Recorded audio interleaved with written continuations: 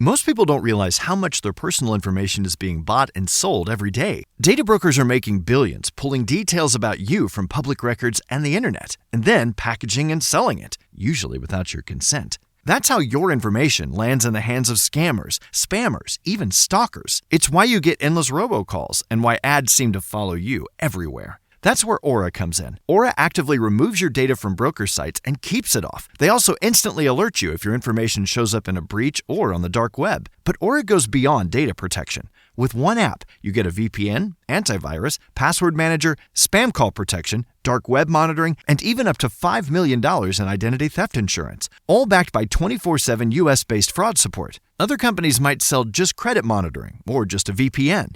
Aura gives you all of it, together, at the same price competitors charge for just one service. Start your free trial today at aura.com/remove. Protect yourself now at aura.com/remove. Darkcast Network. Indie pods with a dark side. Sometime in the early morning hours of April 6, 1986, someone knocked on the door of a small home just off Route 66 in Gallup, New Mexico. A 9-year-old girl named Anthonette Cayedito got out of bed. By the time the sun rose, she was gone. There have been many versions of what happened between the knock and when Anthonette's family realized she was missing, but what we do know is that there was no forced entry, no struggle, and nothing was taken, except for Anthonette. A 3-day search of Gallup and the land around it turned up nothing at all. The next 4 decades would bring sightings, changing stories, and even what many believe is a confession. But to this day, Anthonette Cayedito remains missing. When a person goes missing, there's a special kind of pain in the not knowing. I want to tell the stories of those who never came home. Today, I want to tell you the story of Anthonette Cayedito. I'm Kona Gallagher. And I'm Ethan Flick. And this is And Then They Were Gone.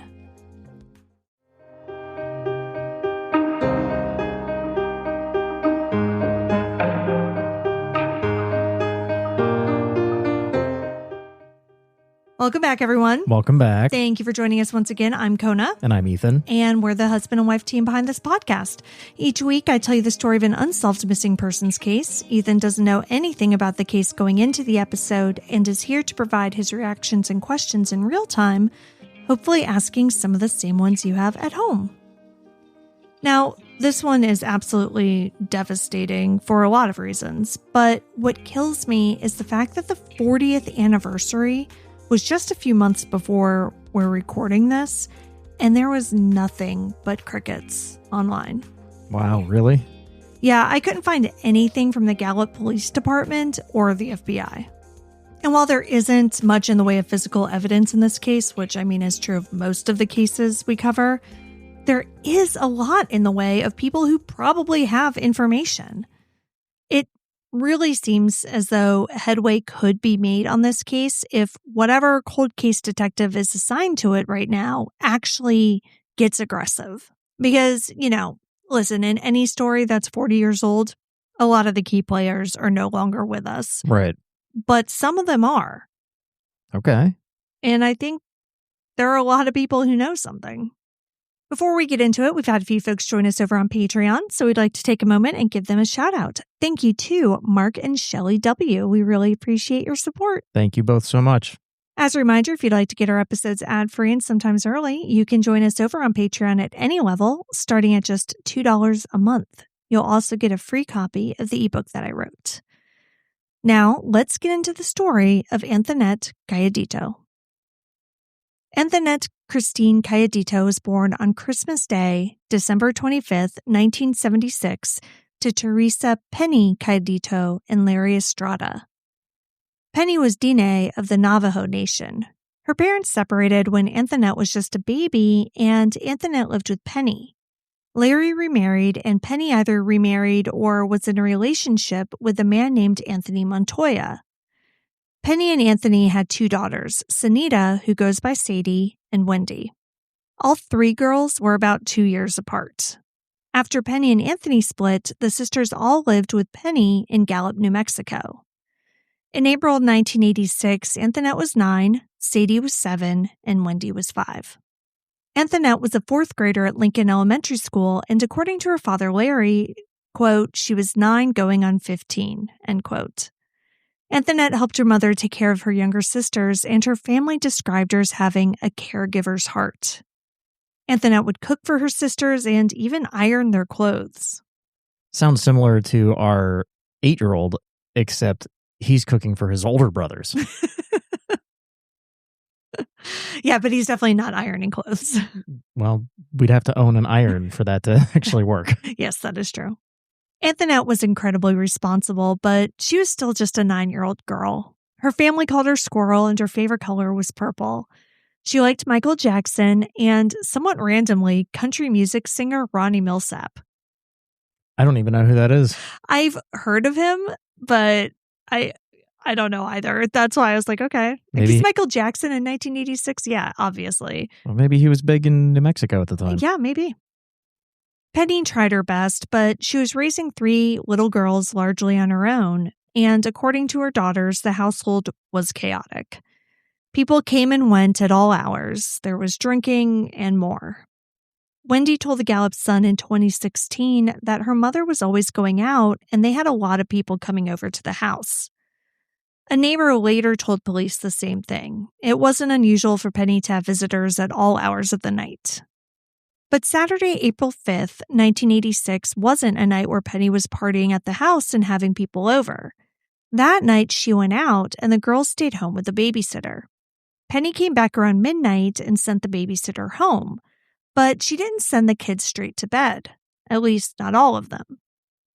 According to Penny, she and Anthonette stayed up playing cards until around 3 a.m. With your 9-year-old? Yeah.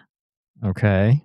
Which, yes, that sounds a little odd. And so in a recent interview, Sadie was asked if that was something that Anthonette and Penny normally did. And Sadie said that no, it wasn't. All right. Suspicion already. Penny would later tell police that the last time she saw her daughter was around 3 a.m. Basically, they finished their card game and went to bed. Now, the house that they lived in was a 1-level, 4-bedroom, 2-bathroom house. But the girls usually slept in their mom's room. At about 7 a.m., just 4 hours later, Penny got up to take the girls to Bible school. And that's when she realized that Anthonette wasn't there. Penny says that she and the girls searched the house. When they couldn't find Anthonette, they began to go door to door around the neighborhood, but no luck. At around 11 a.m., Penny called the police. 4 hours later. Yeah. So they searched the house and the neighborhood for about 4 hours. Okay. But it was 1986, so even though Anthonette was a child who ostensibly went missing from her bed, Penny was told that she'd have to wait an additional 4 hours, so a total of 8, before a missing persons report could be taken. Where the hell did that number come from? Right? It's so great. This is the first time in, over 200 episodes that I've heard 8 hours. 8 hour, yeah, for a child. For a It's child. like if it's an adult, give them a couple of days, they'll come back. If it's a child, they're working their 9 to 5, they'll come back. Like, what the hell? I don't know. When police did begin their investigation, they did the things that the family had already been doing. They went door to door and spoke with neighbors as well as those who were close to Anthonette. By that time, Penny had looked through Anthonette's room and discovered that nothing was missing, not even her shoes. It seemed as though Anthonette disappeared wearing only her pink nightgown. They also learned a new piece of information from Sadie. Someone had come to the door. According to Sadie, who was the 7-year-old. Right. Sometime after 3 a.m., they heard a man at their front door. They didn't answer the door, though, and they went back to sleep. Both Penny and Larry were adamant that Anthonette wouldn't have opened the door to a stranger, but they believed that there was a second knock.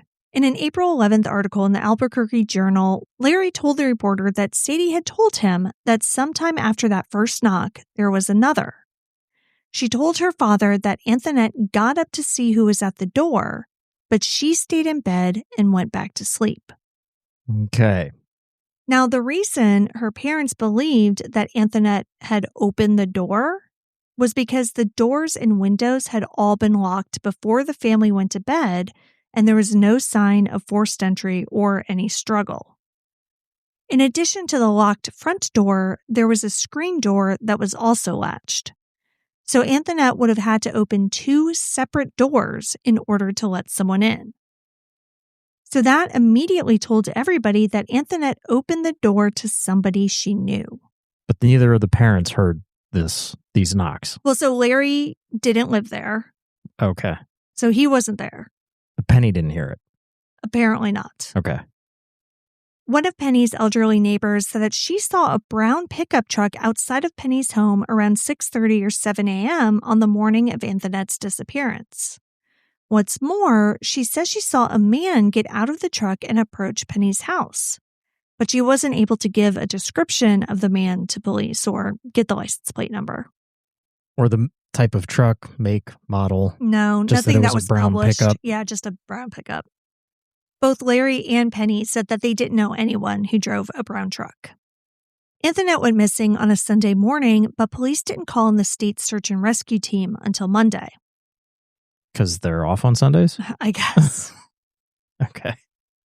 None of the searches performed by family, friends, or the police in those first few days turned up any clues as to Anthonette's whereabouts. As the first week of the investigation began to wind down, police said they were going to start backtracking and re-interviewing people in Anthonette's life. Interestingly, and this is another thing that I find to be completely confounding, it took investigators 4 days to do an actual search of Anthonette's house. I thought you said that they started searching right away, or that was just the neighborhood. Yeah. So nobody went into the house initially? I think they maybe went in and did a looky-loo, made sure she wasn't hiding in a closet or something, but they didn't do an official in-depth search for 4 days. Well, that's a lot of time to get rid of evidence. Yeah. And even if you're looking at it from a completely innocent point of view, a little girl was missing, and Anthonette's family is from that area. They had a ton of family and friends. So, of course, what do? You go to the house. You see how the family's doing. People were coming in and out, every single day at all hours. Yeah. So, yeah, yes, nefariously, evidence could be getting rid of, but evidence could also just be compromised or, destroyed, taken out of the house. Yeah, accidentally. Yes. Yeah. Right. Fingerprints. That doesn't mean anything at that point. Right. Only a week in, Larry was beginning to lose faith. He told reporters that he was considering borrowing money to hire a private investigator, saying, quote, "I've got street people that aren't very friendly with the law. I figure I can get more information from the street right now. Maybe they can bring something to me. The word's out," end quote. Anthonette went missing 40 years ago. And even though I've searched newspaper archives to find the original articles, there's always a chance that there were articles that were written that, just aren't there, right? So I can't definitively say that what I've been able to find is everything that was published back then. But what I can say is that after the April 11th article I was talking about, the next one I've been able to find is from June 22nd. Oh, wow. Okay. So really quick blurb in the news and then gone for a while. Gone, yeah. And then that headline, the June 22nd one reads, "Fate of Missing Girl 9 Remains Mystery." That article is basically about how police were baffled. They responded to criticism that they didn't start the investigation early enough by saying that it wouldn't have mattered because there were simply no clues to be found. Well, no clues to be found after 4 days, sure. Yeah. But, just on the news articles alone, what you're telling me, so you have a neighbor that saw the truck, right? Yeah. And a man approaching the house somewhere around 6:30 to 7, which is about the time, right before her mom wakes up. Right. So just on that alone, given that she saw the truck, she saw the man, she didn't hear, or at least she didn't report hearing, a scream or anything, right? Mm-hmm. There's no sign of forced entry. There's nobody else coming forward that they heard a child screaming at the wee hours of the morning. To me, It says right away, this is somebody that she knew. Right. Yeah. Because they say, like, she's not going to open the door to a stranger. And so Right. she had to not only open the door, but she opened the door, saw through the screen door who it was. And then unlocked the screen door, too. Yeah. Yeah. So this is somebody that she knows. Absolutely. But who? Well, I suppose if you were a police officer or an investigator back then, maybe you start poking around friends and family. Right. Digging a little deeper into Penny's life and who she knows and who she hangs out with. Exactly. They can't sit there and say they're stumped, they have no clues. They have an eyewitness saying there's a man approached the house with a brown truck at that time of day. And every piece of evidence points to Anthonette opening the door to somebody she knew. Right. So police were looking into people who Penny hung around with and things like that. Now, in this article, they also said that they gave the family members polygraphs and that nobody was seeming to be deceptive. They even consulted kidnapping experts and hypnotized Penny, but couldn't uncover anything else. But one thing they did find out was the identity of the first man who was knocking on the doors and windows. Okay. His name was Ron Perry. Perry was a friend of Penny's. According to Sadie, they were best friends. He told detectives that around 3:30 a.m., he knocked on the Cayeditos' front door and on a bedroom window because he'd argued with Penny at the bar earlier and wanted to check on her. Nobody answered, though, and he says he left and spent the rest of the night at a friend's house down the street, and the friend backed him up. Mm-hmm. Does this person also own a brown pickup truck? No, but we'll get more into the truck in a bit. Penny told reporters that she strongly believed that Anthonette was still alive, but that she thought her long brown hair had been cut. She said it was her mother's intuition. Okay. It's random. She also said that at that point she was barely leaving the house because there had been a number of awful rumors that had been going around town, including one that she had beaten Anthonette with a bat and buried her behind the shop and safe. Jesus Christ. Yeah. This was apparently based on a rumor that police had found a child's body buried behind the grocery store, but no body had been found. So that was just completely made up. She said that the stress caused her to suffer from a nervous breakdown and put her in the hospital for 4 days. It wouldn't be until a year later that a huge clue would arrive and show that Penny's intuition about Anthonette may have been right.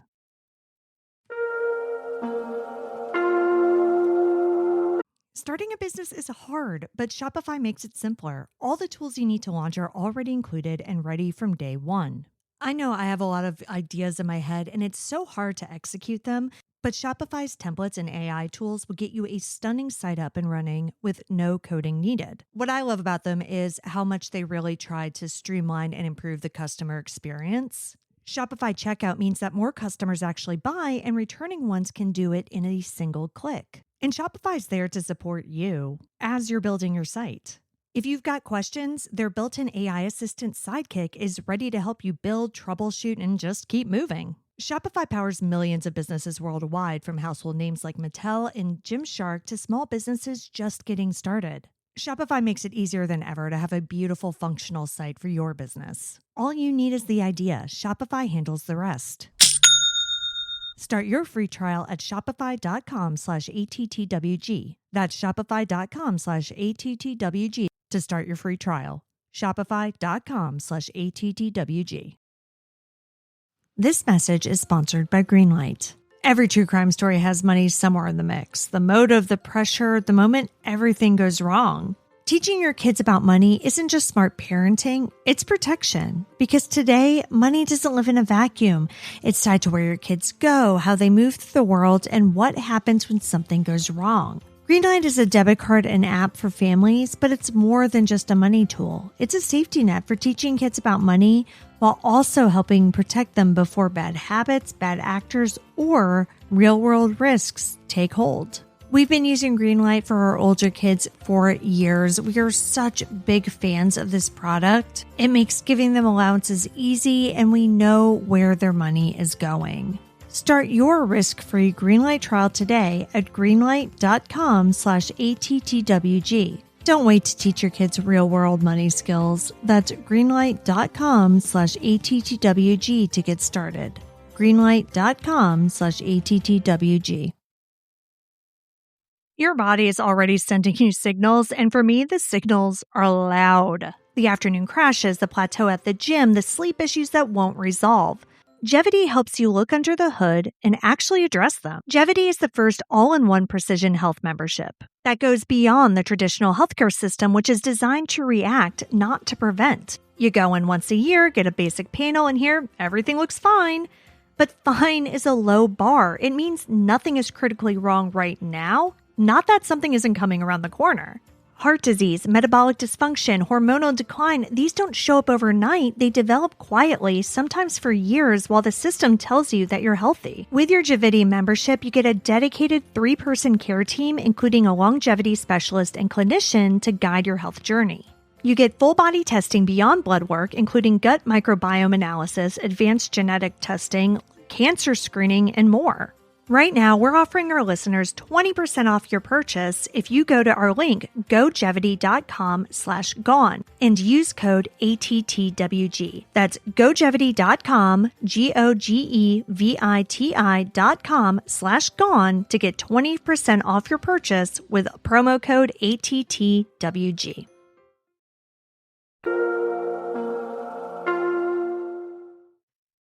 On the afternoon of April 12, 1987, a little over a year after Anthonette vanished, the phone rang at the Gallup Police Department. On the other end was a young girl who said that she was Anthonette Cayedito. The call was 40 seconds long, but police were unable to trace it. I'm going to play it for you now. I'm Anthonette Cayedito. Okay, whereabouts in Albuquerque? Hello? Anthonette, where are you?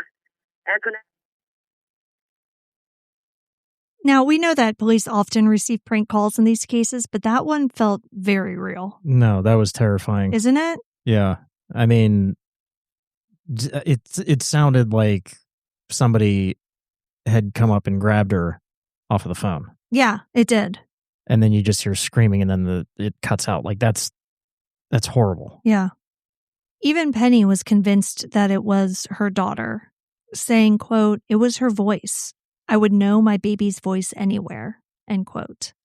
And she also said later on Unsolved Mysteries that, like, the way she said her last name was, like, exactly the same way Anthonette would say it too. Yeah. So, yeah, she definitely thought it was her daughter. Even before this call came in, though, because remember, this is almost exactly a year later. Yeah. Sightings of Anthonette were rolling in. Just 2 days after she vanished, a man in San Antonio, Texas, thought that he'd seen a girl in a long pink dress standing on the side of the road with a blonde woman. Later that April, a woman near a Thriftway gas station said that a brown truck went past her and she was sure she heard a small voice screaming for help. That June, a man at a bus depot in El Paso, Texas, reported seeing a girl in a pink dress with 2 men.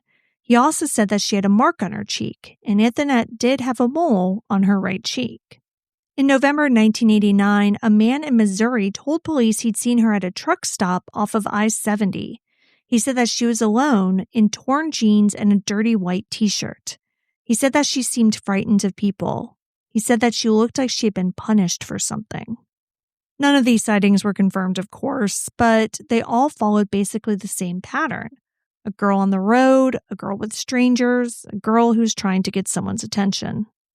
Which brings us to Carson City. In 1991, a waitress at a restaurant in Carson City, Nevada, served a table with an unkempt-looking couple and a girl in her early teens. The girl kept knocking her utensils onto the floor. Every time the waitress bent down, picked them up, and handed them back, the girl grabbed her hand and squeezed it, over and over. The 3 of them left, and the waitress went to clear the table. And under the girl's plate, she found a napkin. The napkin said, "Help me, call police." Jesus. By 1991, Anthonette would have been 14. We obviously have no idea if that was her or not, but if it was, that was 5 years after her disappearance. And that means she wasn't kidnapped by a killer. She was kidnapped for other reasons.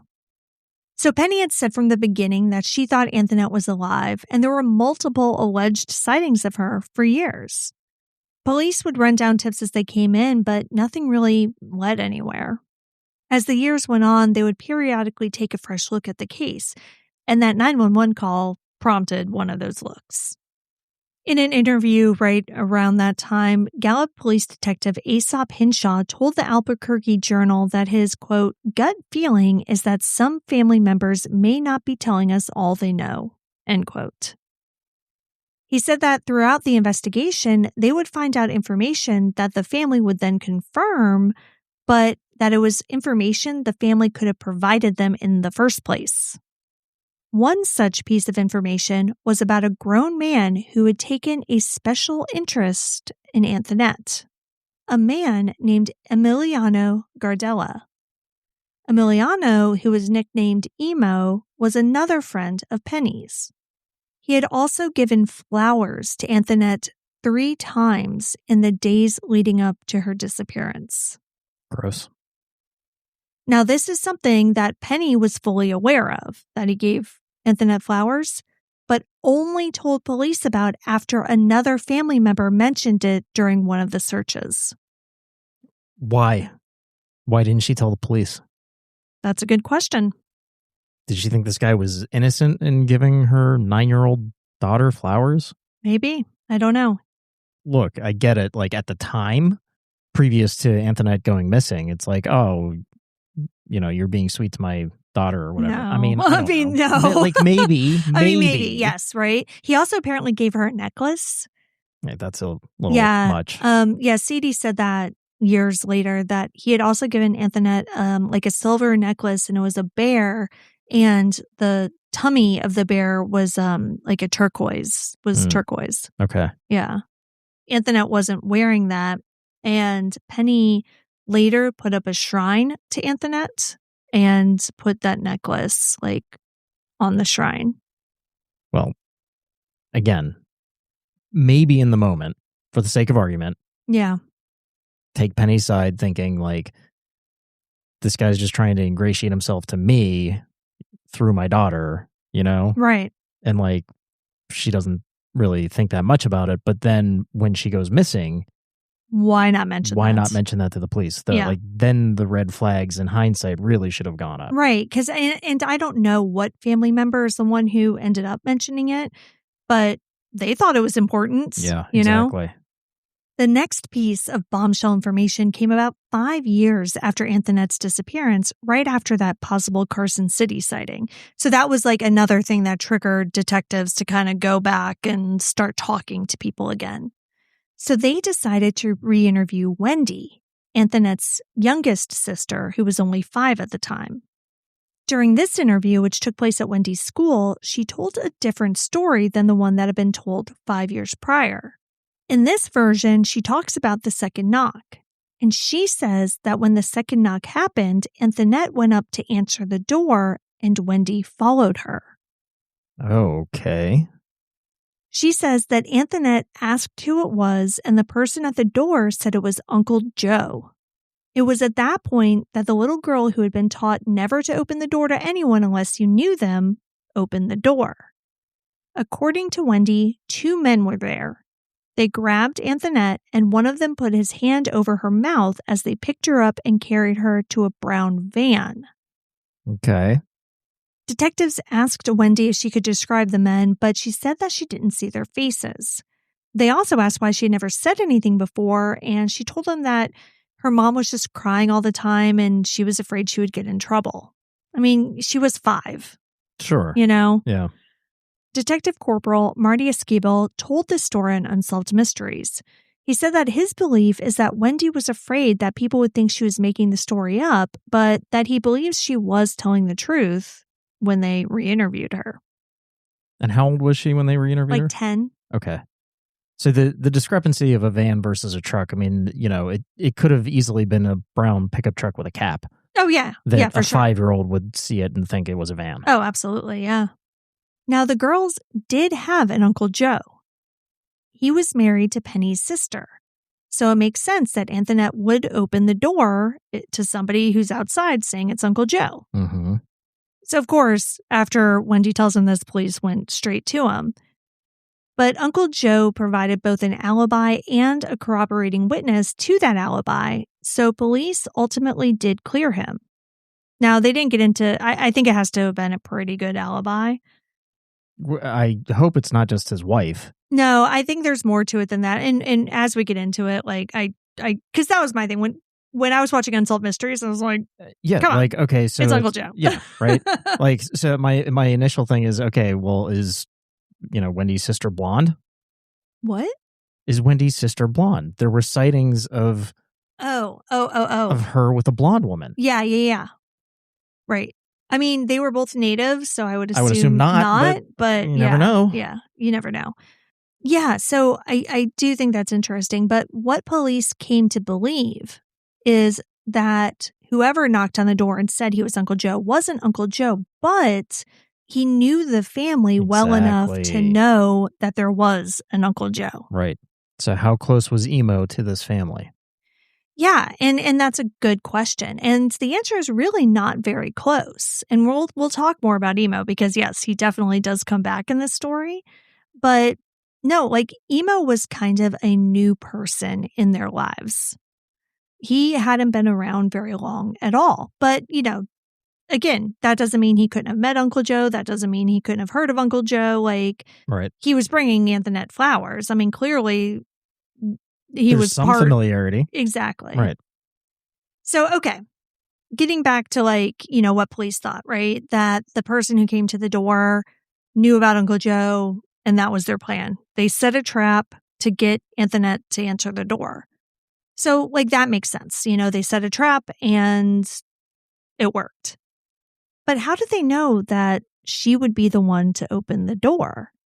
What would make them think that a 9-year-old would get up at 3:30 in the morning and answer the door for anyone, regardless of whether or not she knew them? Wouldn't the more likely scenario be that Penny would get up and answer the door? So what was the plan then? Would they just kidnap Penny? Were they just going to kidnap whoever answered the door? Were they going to tie Penny up and get Anthonette? Were they going to try to kidnap everybody? What was the plan? I don't know.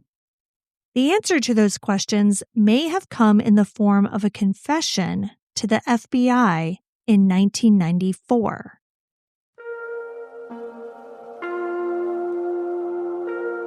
I'm really excited to tell you we've got another banger from Kensington Publishing and author Noelle W. Eiley, who wrote Ask for Andrea. Her new book, Gray After Dark, is incredible. It's a thriller that's inspired by a real crime, the 1984 abduction of Olympic biathlete Carrie Swenson, who was kidnapped and left stranded in the wilderness by her attackers. The story follows Miley, an injured Olympic hopeful who's spending the summer training in Idaho's remote Frank Church wilderness when she's abducted during a morning run. Suddenly, she's trapped in an off-grid cabin miles from help, forced to rely on her athletic training, instincts, and sheer determination to stay alive. This book doesn't come out till June 30th, but I was so excited to get an early copy. And what I loved is it's not just a thriller about escaping a captor. It's also a battle against wilderness itself. Miley's stuck in the woods and realizing that surviving one more day is far from guaranteed. So if you're a fan of Frida McFadden, Karen Slaughter, John Mars, or true crime stories, Gray After Dark absolutely deserves a spot on your list. The best summer pieces are the ones you end up wearing on repeat. They're comfortable, versatile, and somehow right for almost every occasion. That's why I love Quince. I'm actually wearing a pair of their 100% European linen pants right now as I'm recording this. They're perfect for a hot day like this, where I can still look put together and stay cool. But Quince is more than clothing. They have 14-karat gold jewelry that adds a subtle finishing touch, whether it's simple hoops or delicate chains. They make even the most effortless outfit feel intentional.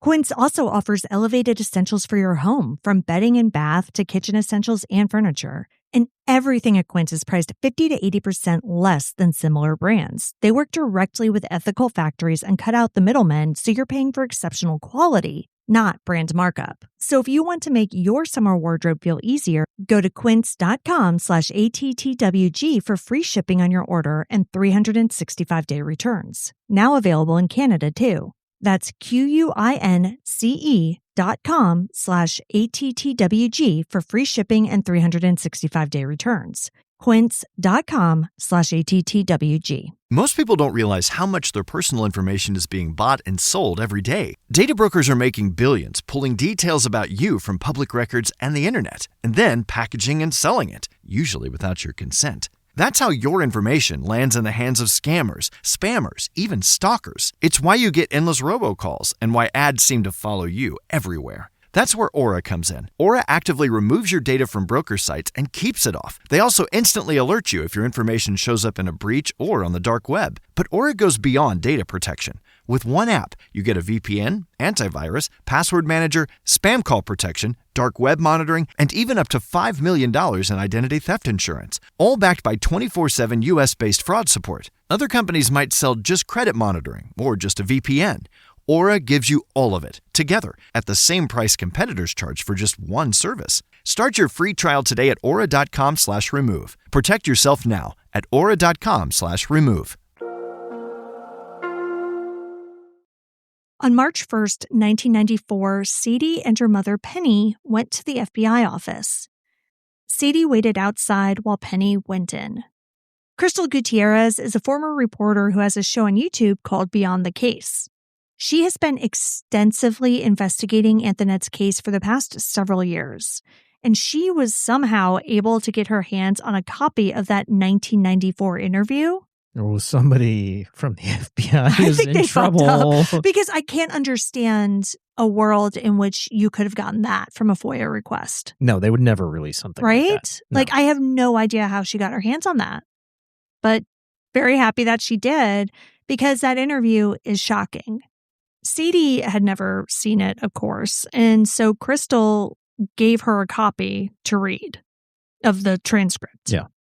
She also published portions of it in the YouTube episode that she did on this, but, kept a lot, like most of it back, because even though she did have it, she still didn't really want to screw up the investigation. Sure, yeah. So early in the 1994 FBI interview, Penny asked a question that changed everything.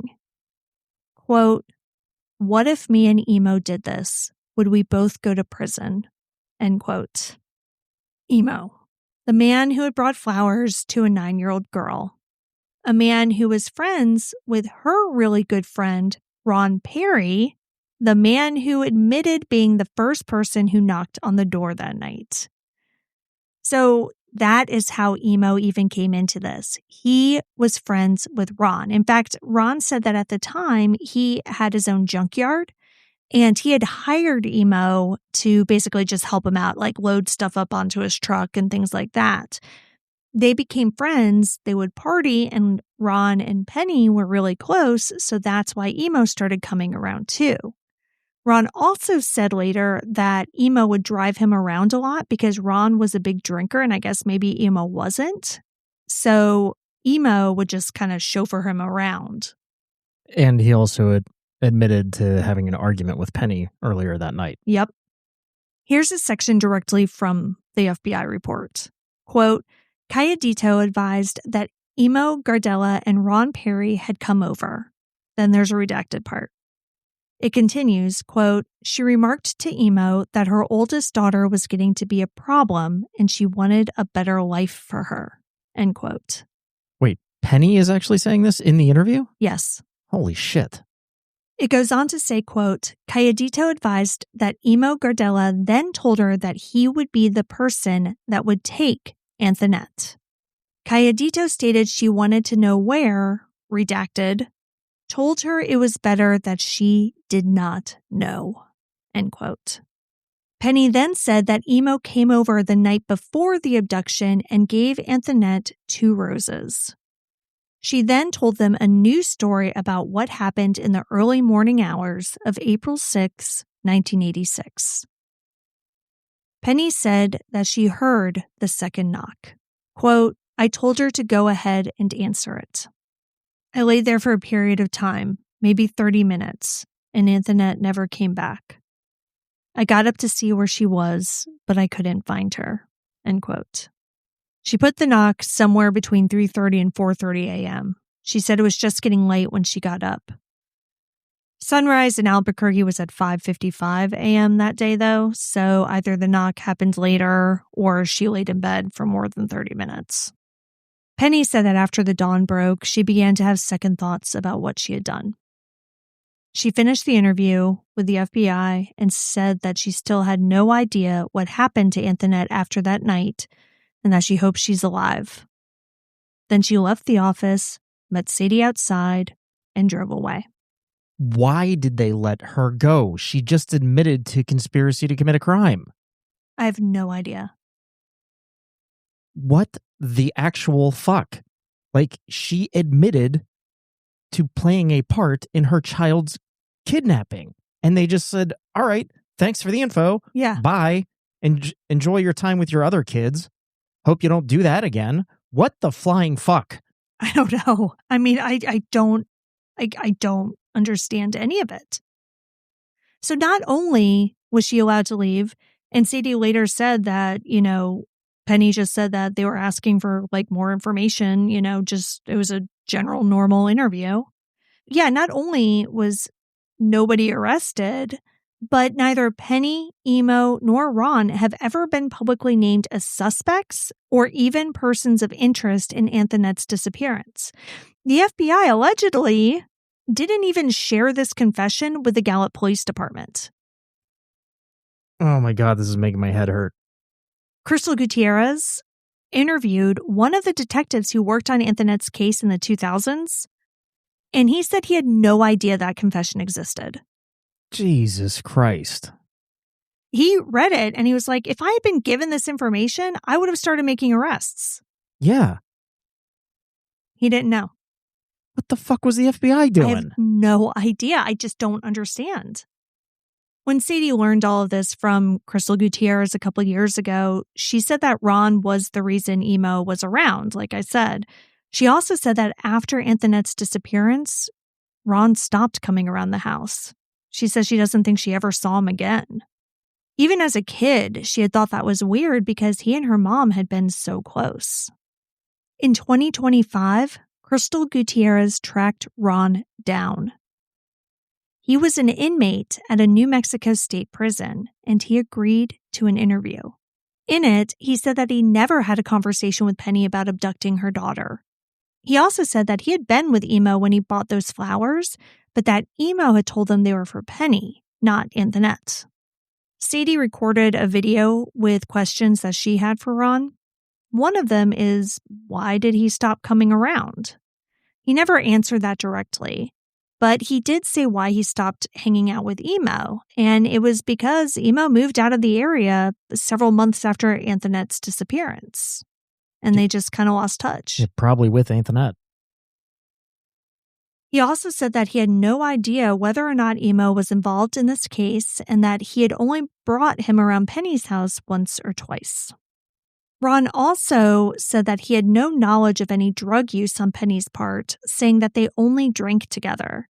He also had never seen any drug sales or any other related activity happening at Penny's house. And this is just based on questions that Sadie had asked. But according to Sadie, there had been a drug raid at their home just a few months prior to Anthonette's disappearance.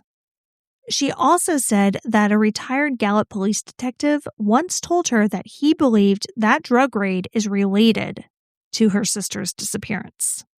Sadie has also said that she has heard that Emo was the one who was supplying the drugs, so her big question for years has been, did her mother trade or sell Anthonette for drugs or to pay a drug debt?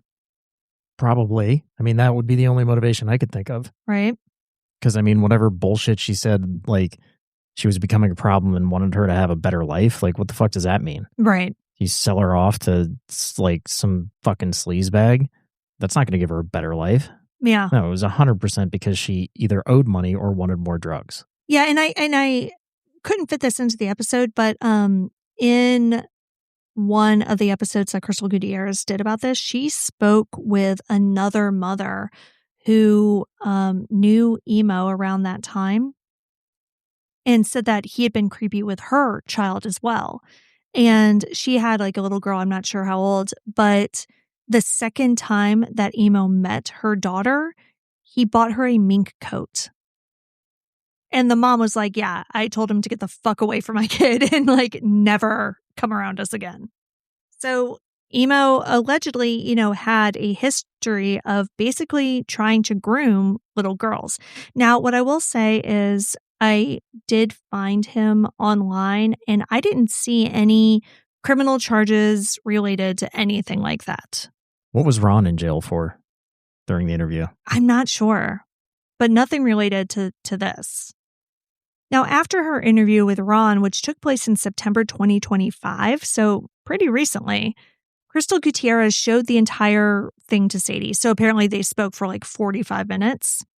Sadie's takeaway after watching it is that she doesn't believe Ron told her everything he knows.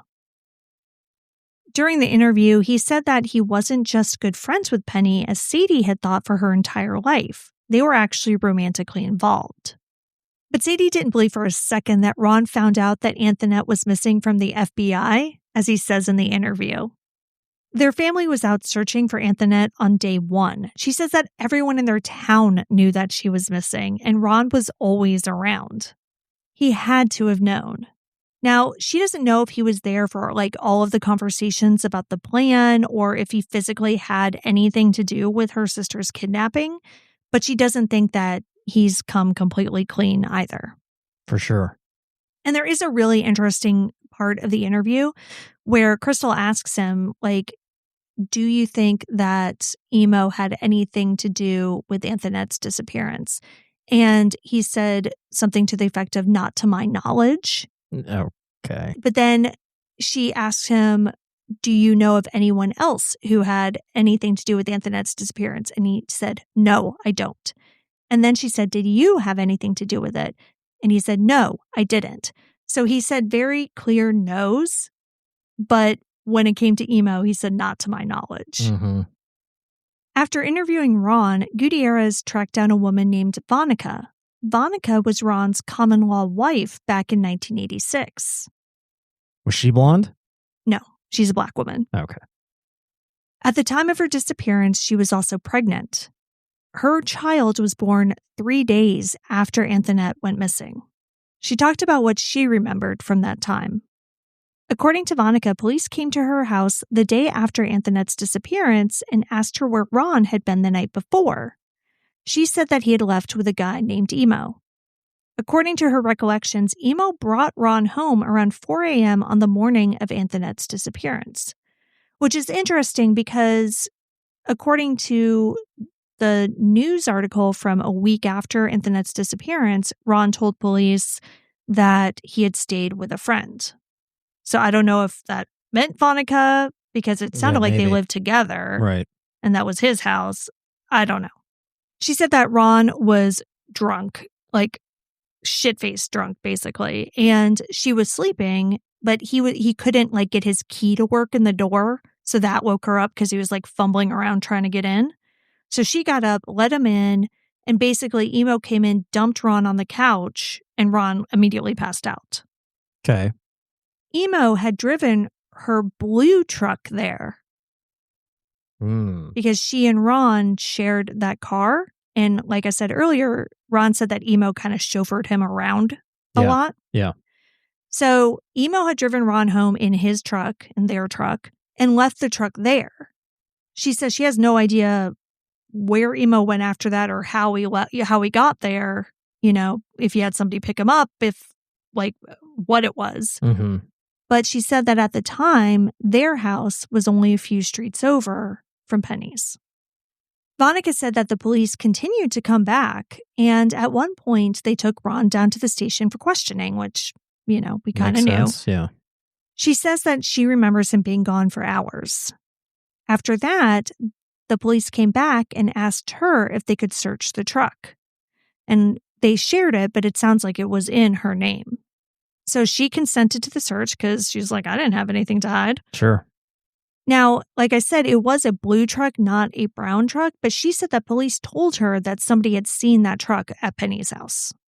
Now, she didn't know a lot of details or anything. She said that they had looked for fingerprints and things like that, but it doesn't seem that police found anything in the truck. And to our knowledge, no physical trace of Anthonette has ever been found anywhere. You said that Emo brought Ron home at 4 a.m. That's what she remembered. I think she might have at one point, she said 4. At one point she said, 4 or 5. So I think her recollection isn't super tight, Sure, but that would fit the timeline if Emo did, in fact, dump Ron on the couch and then go back out and get Anthonette. No, it absolutely would. And, it would fit with Ron's original story that, maybe he was drunk after the bar. He and Penny had gotten into some sort of argument and he's like, well, let me go talk to her. Started knocking on the door, knocking on the window. And then they didn't answer. So Emo took him, dumped him back home. But then Emo came back with somebody else. Apparently, because it was only Wendy's statement that said that there were 2 people. Yeah. The neighbor said she only saw one person. Sure. We don't have any other witnesses. Yeah, I mean, but the neighbor's recollection of 1 versus 2, I mean, she could have only just seen one person get out of the driver's side and not notice the other person. Oh, for sure, yeah. But if Vonica is to be believed, it doesn't sound like Ron would have been involved in the physical aspect of the kidnapping. No, but maybe he knew, and maybe that's what the fucking argument was about at the bar. Yeah, maybe. Maybe she was at the bar with Ron and Emo talking about it, and Emo took her up on it. Yeah. Ron does know more than he's letting on. That's what it sounds like. And, Vonica says that she believes that if he knew more, he would say something. They're divorced now. They're not together or anything like that. But, they did have kids together. At one point during the interview, Ron said he had 19 grandchildren and 6 kids and had a huge family. So it sounds like they, stayed close to a degree. But, I don't know. I mean, he was also, according to him, sleeping with Penny while Vonica was 9 months pregnant. Right. So, I'm still blown away by the whole FBI thing. I don't understand it. Whatever happened with that? So that detective, got that information. Mm-hmm. Now I want to know what he did with it. Did he go contact the FBI and we're what the fuck? I don't know. Well, I mean, at the time, he was retired. He basically also agreed to be interviewed by Crystal Gutierrez. Yeah. She showed him this because he had worked on Anthonette's case. But yeah, he was already retired at that time. And I hope he made some fucking phone calls. And I don't know. Put that into the cold case detective that had the case. Yeah, and what's crazy is I haven't seen any mainstream news pick this up except for the news station. So Crystal Gutierrez, I think, was an anchor. And now she's independent, but I think she still does have a relationship with a news station in New Mexico.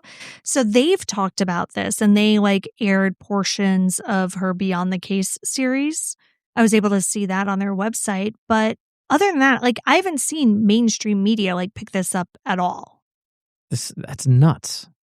The confession and Penny's new story has made it onto Anthonette's Wikipedia page with KOB4, that news station that Crystal Gutierrez works with, as the source of that, right? So she's really the only one who's been actually reporting on this. What the hell? That's insane. Yeah, in 2010, Marty Esquivel, the detective who was on the episode of Unsolved Mysteries, spoke to the Gallup Sun, I believe it was, and mentioned that Penny had failed a polygraph given by the FBI, which I believe was from that same day, the 1994 interview, but didn't say anything about, oh yeah, and she also just said she was involved. No, I mean, it definitely seems like the FBI just didn't tell them that. Didn't release the interview to them. Yeah. But why? But why? I mean, why are they protecting Emo and Ron? Yeah. Because that's the only thing I can think of is that Emo is some sort of informant or something, and they kept that hush-hush to keep him out of jail. Maybe. Because, yeah, it doesn't seem as though he's really been in jail. I saw some kind of minor things on his record, but most of it was like, he didn't have the right license for driving a truck or, something like that. I mean, it's absolutely insane to me that you had this big investigation where the FBI got involved. Then 8 years later, the mom comes in and was like, hey, yeah, actually, I did it. Right. And then just nothing happened. And then they're just like, oh, well. Crazy. We can't believe her. And that's why I just think it's so bizarre that even after Crystal Gutierrez has uncovered this, because she's been doing this for years. So, like, the most recent episode where she interviewed Ron just came out a few months ago. But a lot of this came out a few years ago. Right. And nothing. Nothing is happening. Crickets. It was the 40th anniversary and crickets. What the hell? Like, if you look, yeah, there's been some stuff on, like, Reddit or whatever, but nothing official. I don't understand. I don't know. I don't know either. Like, I'm dumbfounded. According to both Sadie and Wendy, Penny basically fell apart after Anthonette's disappearance. Out of guilt because she was involved? I mean, that's what it seems like, right? I think it's a combination of guilt and grief. In articles from the first few years, she speaks about how she had trouble sleeping and would just clean her house in the middle of the night. Sadie says that she eventually went to live with her father because Penny just couldn't cope, but Wendy stayed with Penny. The two younger girls then seemed to go down very different paths. In an interview with the Albuquerque Journal in 2016, Wendy spoke about dark times she had with Penny. She says that she and her mother couldn't talk about Anthonette without crying, and they would drink and get high to deal with the pain. Quote, that was how we coped with the pain, to numb it, not to forget about it, but to put it on the shelf, End quote. The pair went on like that, and Wendy eventually fell deep into drugs and alcohol and even got involved with gangs. She had children and lost custody of them. She was in and out of jail, and she became estranged from Sadie. But by 2016, the 30th anniversary of her sister's disappearance, she says that she had gone to rehab and gotten clean. Quote, I struggled to get my kids back, struggled to get away from the old person I was, to break the cycle I was raised up in, and to get away from here. And I did it. End quote. She now lives in California. But the same couldn't be said for Penny. On April 18th, 1999, 13 years after her oldest daughter disappeared, Penny Cayedito died of cirrhosis and cardiac complications. She was 46. Whatever Penny knew, she took with her. Anthonette's father, Larry Estrada, was a big part of the search for her. In a later article, Penny said that he would stop by her house and check in on her. In later years, he disappeared from the news coverage, and there are a lot of sources that list Wendy and Sadie's father as Anthonette's father, either erasing Larry completely or referring to him as her stepfather. Now, Larry did show up in a few news stories in 1989, but not necessarily because of Anthonette. That year, his 25-year-old mentally disabled sister, Luisa Estrada, disappeared after going on an evening walk. This is mentioned in some write-ups of Anthonette's case, and police did look into whether or not there could be a connection because, Well, yeah. Two people, and because this was also in Gallup. Larry grew up in Gallup, New Mexico as well. Like, his whole family's there. So, yeah, this happened 3 years after Anthonette's disappearance to another member of Larry Estrada's family. But it doesn't appear that they ever found a connection. A lot of sources say that, like Anthonette, Luisa was never found, but that's not true. Luisa was found in Juarez, Mexico, about a month after her disappearance. The story's kind of wild. So she was abducted on an evening walk, The person who grabbed her bound her hands and her feet and told her, quote, not to tell her daddy, end quote.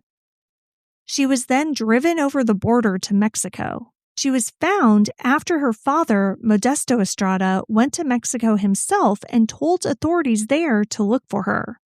She was found an hour and a half later, wandering the streets. She was dirty, disheveled, and had an infected cut on her leg. Modesto had been tipped off by a family friend who had seen Luisa and Juarez, but didn't realize at the time that she was missing. What the hell? That is so wild. Yeah. Modesto told the Albuquerque Journal, quote, they did in an hour and a half what the Gallup police couldn't do in a month, end quote. Yikes. They also did what the Gallup police or the FBI couldn't manage to do in 40 years. Larry Estrada died in 2012. Now, he was already remarried at the time of Anthonette's disappearance and went on to have several other children. There is no mention of Anthonette in his obituary.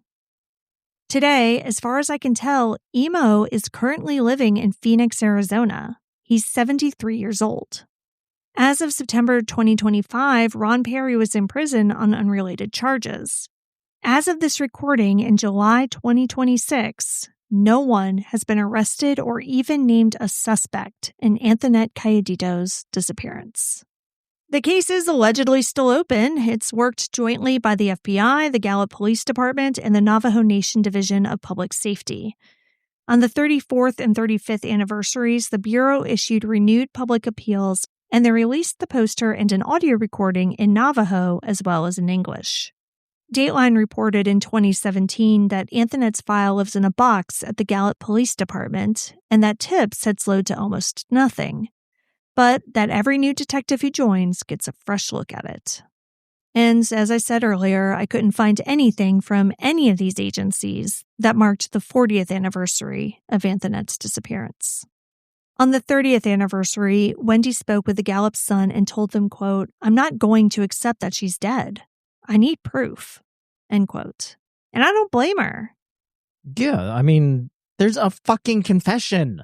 Like a clear path of where the investigation needs to go. Needs. As in current. Yeah. Emo is still alive. Ron is still alive. Why are they not being investigated? I don't know. I mean, thank God for Crystal Gutierrez. And we'll link to her channel in the show notes. So please, go to her YouTube channel. She has, I think it's 4 episodes of Beyond the Case over a period of years dedicated to Anthonette. And each episode's 45 minutes long. So there's a lot in this.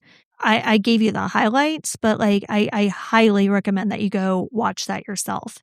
But yeah, as far as I can tell, she's the only one who's been doing a damn thing in recent years. And we wouldn't know half of what we know if it wasn't for her. You know, we don't know if all or any of the alleged sightings of Anthonette were real, but this is one of those cases where I truly believe that she could still be out there somewhere. Maybe she knows who she is and has decided to let her past stay buried, or maybe she's forgotten that part of her. Either way, there are people out there who know what happened in the early morning hours of April 6, 1986. Whether it was Emo or Ron or neither of them somehow, the information we have says to me that there were many people involved, if not that night, later. And yes, it's been 4 decades, but it's never too late to do the right thing.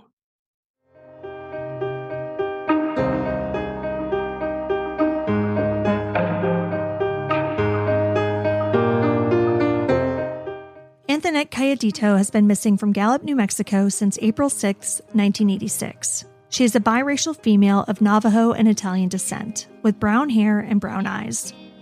She has dark-colored moles on her right cheek, her nose, her back, both hands, and her right ankle, and scars on her knee and on her lip.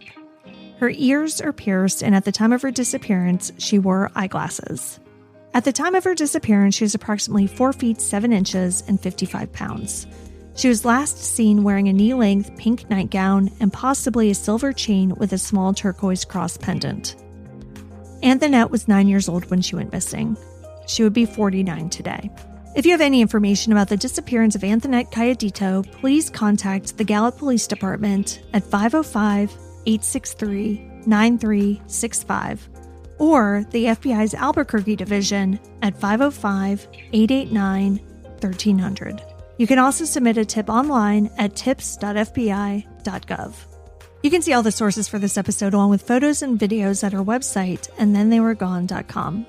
And be sure to follow us on social, and Then They Were Gone Pod on Facebook and at ATTWG Pod on Instagram and TikTok. If you like what we're doing, please subscribe and consider leaving a 5-star review on Apple Podcasts or Spotify.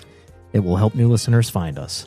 And the more people that listen, the more chances we have of bringing someone home. And we'll see you here next week for a brand new episode. See you next week. And Then They Were Gone is hosted by Kona Gallagher and Ethan Flick. All research, writing, and editing is done by me, Kona Gallagher. Theme music is The Stork by Ketsa. Additional music is provided by Kai Engel. And Then They Were Gone is a Little Monster production. Hey, you can do it!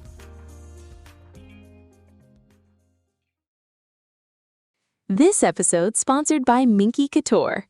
Fair warning, bring a Minky Couture blanket home and it may instantly become the most wanted seat in the house. That's the magic of Minky Couture.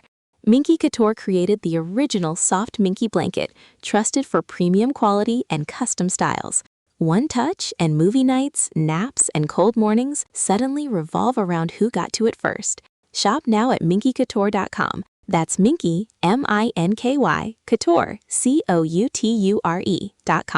Go to minkycouture.com and get your Minky Couture blanket now, before everyone in your house claims it is theirs. Most people don't realize how much their personal information is being bought and sold every day. Data brokers are making billions pulling details about you from public records and the internet, and then packaging and selling it, usually without your consent. That's how your information lands in the hands of scammers, spammers, even stalkers. It's why you get endless robocalls and why ads seem to follow you everywhere. That's where Aura comes in. Aura actively removes your data from broker sites and keeps it off. They also instantly alert you if your information shows up in a breach or on the dark web. But Aura goes beyond data protection. With one app, you get a VPN, antivirus, password manager, spam call protection, dark web monitoring, and even up to $5 million in identity theft insurance. All backed by 24/7 US-based fraud support. Other companies might sell just credit monitoring or just a VPN.